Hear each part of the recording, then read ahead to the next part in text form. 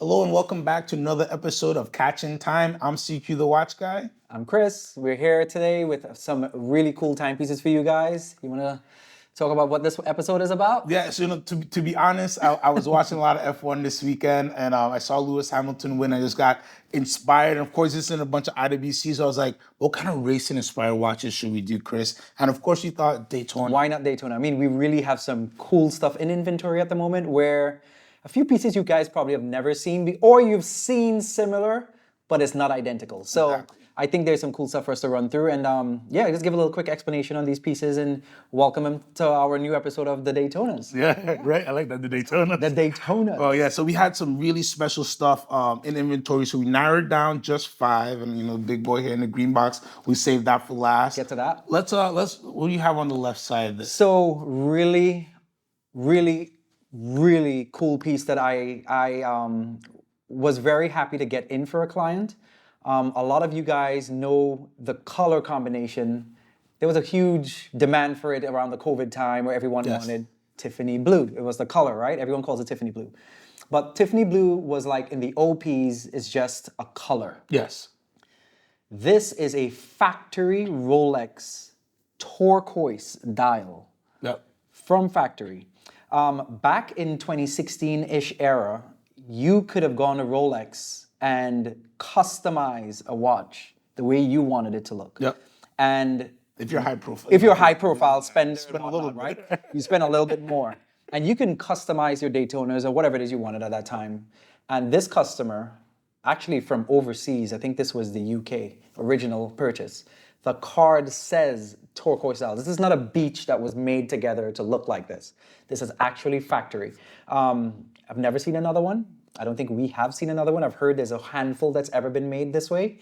And it is really unique to see in person. And it's actually a factory turquoise Roman. Yeah, and that's important. So the big differentiator when people talk about beaches, right, is a reference number. So this is the 116509, meaning white gold on a bracelet. Right. Most beaches, or pretty much all the beaches, will be 116519, Correct. meaning white gold on the Lizard strap or whatever. shop or whatever. So a lot of people will convert. They'll take the 116519, put a white gold bracelet on it, and then present something that looks like this. But this is a true 116509. And on the card, like he says, it says turquoise Roman numeral dial, which is something you don't usually see. Sometimes you'll just see the card that says 116509. And, like he said, you could go to Rolex, not so long ago and get dials swapped out. As a matter of fact, we have a stainless steel piece in right now. Somebody put the really nice white gold, gray, red dial on it. Yes, that's right. That's right. But he sold it to us with the original black dial, and then he got an extra dial. He got something swapped out. So now he has two different looks on that same watch. Exactly. She get 2 different looks. But it often becomes hard, right, to tell, like, well, is this dial original to the watch? And that's why this piece is so special, because you can truly confirm serial number, card, everything, that this watch was born this way. Yes. And it's something I spent the last hour or so trying to go through some auction listings. And Even when looking online, we're doing research. There's not another one out there at the moment. I mean, those guys who get this kind of stuff, they're usually Middle Eastern. They don't sell this stuff. They can't. So it's really nice that we were able to have this on hand. And of course, David SW, we got one. So we're very happy to have something like this in stock and available. Yeah. So, And by the way, it's gorgeous. Like, if you've never had a beach or a turquoise Daytona on the wrist, it's a really nice blue on that bracelet as well. It's just actually, when you start thinking about turquoise, I think now they have like those 36mm day dates in turquoise styles. And Yes. stuff like that. Yeah. Yes. So they've been doing this a long time. It's just Yes. reintroducing those current models now. But exactly. yeah. Which is what Rolex does, right? They reintroduce things from the past just with nice updates, and you can't beat good aesthetics. Yes. All right, so I'll start on this side Okay. really quick, because this is the only two-tone piece that we have up here. But I wanted to bring this piece because it's a Zenith movement Daytona. This is a 16523. 523. This one's full set as well, and we have this one under 20,000. So I just wanted to show, like, the great value you can get for something special, something that's fairly exclusive. And if you enjoy two-tone pieces, you can steal such great watches. Yeah, that's the thing. The two tones in Daytona gives you a lot of watch for the money. So yeah. Exactly. And then Zenith. I mean, come on. It's a Zenith movement. So before Rolex can even do it themselves, they trusted Zenith. So this has a tuned down El Primero movement in it. I have a black dial as well, so I'm fond for these watches. But the condition of this, the bezel is clean. What I look for is to make sure the ink isn't polished out, anything like The that. numerals isn't fading, none of that stuff. It's pristine. Yeah, super clean example. And again, this one's under 20,000. I think we got it for like 18, Like 18.9 or 18,975. Just for in comparison, we have steel white dial with like a service paper for 22. 20, yeah, you see. You know, so like you get great value. And I think if you wanted to put together a really crazy Daytona collection, you gotta have one semi-vintage piece. Exactly. And then you start thinking then which way you go, but that for the look. I mean, it still has the original sticker. It still has the original sticker, original green sticker on the Rolex back. back then. Yeah. Yeah, and I just think, you know, you can find great gems if you're willing to look a little bit and real, you know, especially if you enjoy a two-tone. And that helps diversify your portfolio too with having something a little different because everyone's like, oh yeah, it's a two-tone Daytona. I'm like, not exactly just a two-tone Daytona. Exactly, you know, a little bit under the hood there. Yeah. You know? If you know, you know. Exactly. If you know, you know.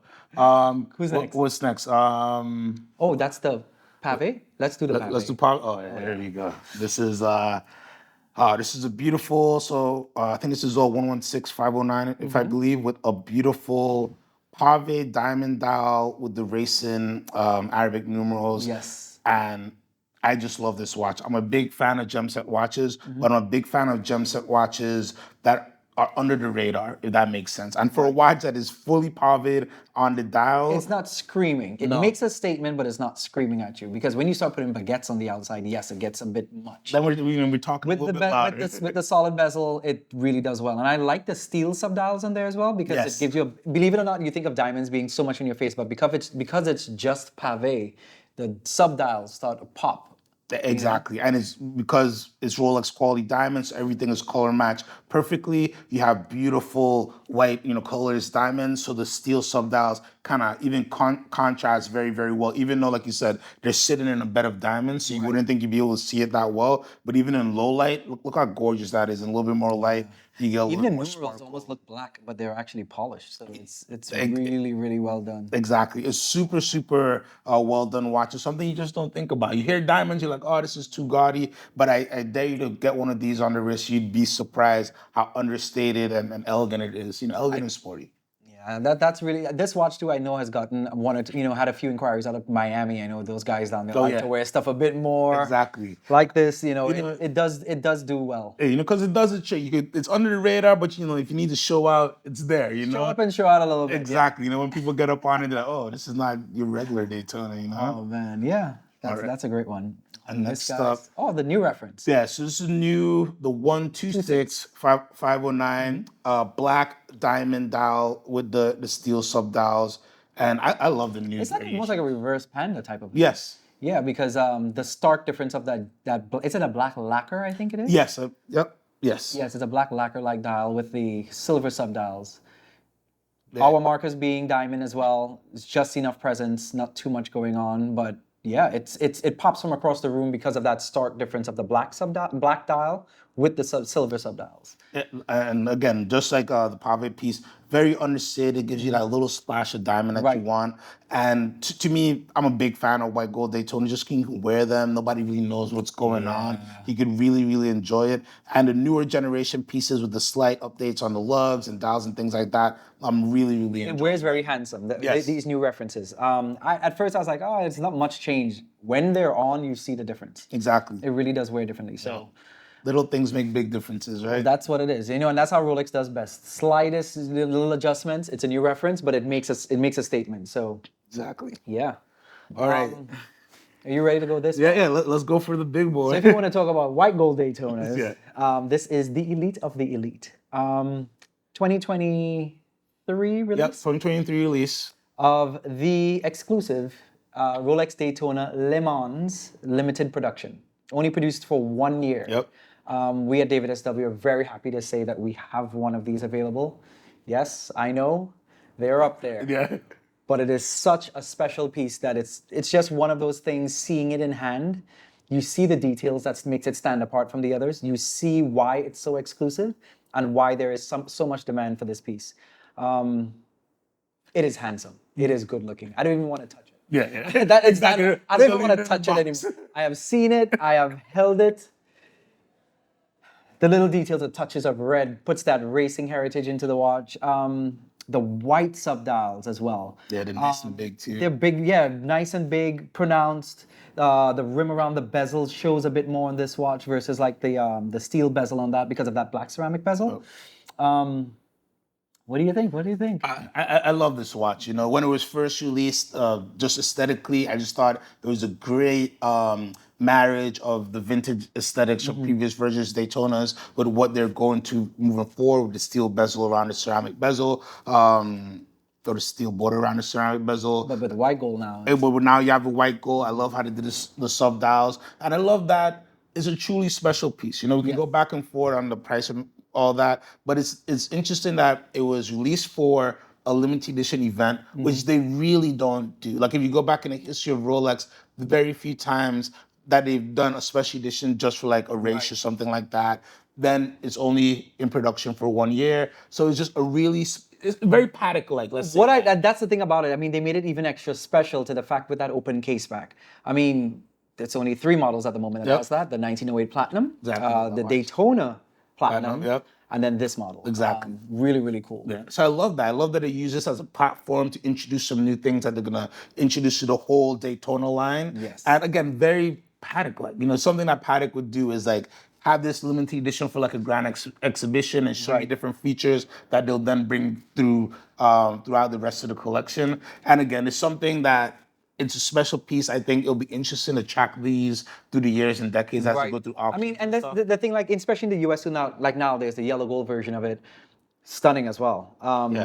But the yellow gold might be too loud for some people. That's why I think the white gold's gonna go further. So let's see. I mean, I'm very privileged to feel like we have one of these around, and you know, I was surprised that we like put it up. You know, I was like, oh my gosh, like, do we actually have it? Exactly. You guys were calling from Miami, like, you guys really have this in the stock? I'm like, if it's on the website, it's in stock. So yes, we do have it. So yeah, I think this Daytona really, this Daytona collection of stuff is really a cool concept that you had the inspiration, you know, the inspiration from the race over the weekend.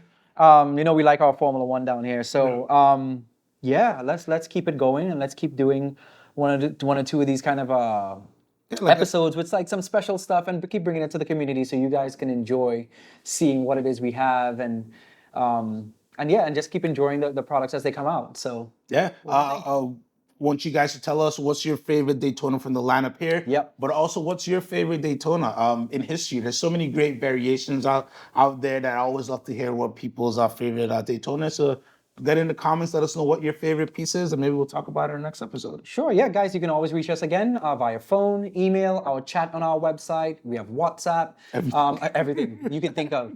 We're here, we're available. We're here at the Orlando store, the Miami location in the Design District. Yeah, David SW, we're here to keep bringing it to you. Thank you guys so much. We'll see you on the next one. See you soon.